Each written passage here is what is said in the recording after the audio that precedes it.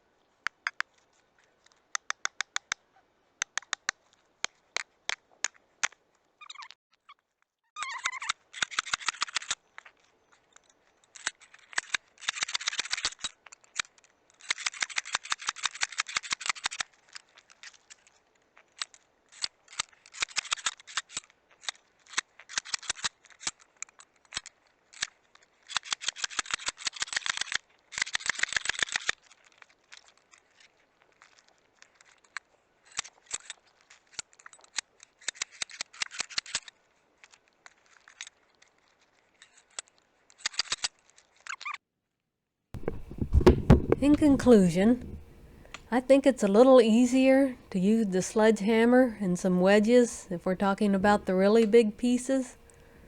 But for the smaller pieces, definitely easier to use the sliding hammer.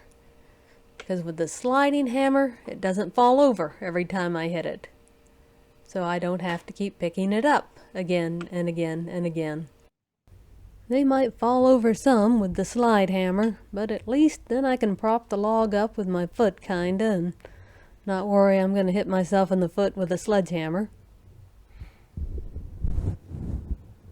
The sledge and hammer is also a little more dangerous because you never know when one of your critters is just gonna suddenly show up.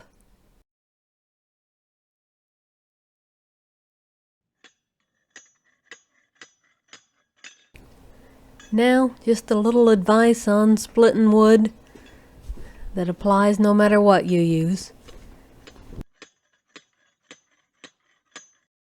Whether you're using a wedge or a slide hammer, when you're starting out, it's better to start kind of close to the edge and along a natural line. That's especially important for those first breaks on a big piece. If you try to start the break out in the middle, that's a whole lot harder. Better to start taking pieces off the edge, making it thinner and thinner as you go, and then you can tackle the middle. It takes a lot of little pieces to get and keep the bigger pieces going. These are just a bunch of twigs gathered up from the backyard, broken into little bitty pieces. It's good to have these handy. That way if the fire starts to go out, you can just add a few handfuls, get it going again. Dead, dried up branches from pivot hedges seem to really help get a fire going, but you might want to use with caution because they can really seem to get going hot and fast in a hurry. Don't use too many at once. They're almost like gasoline, it seems.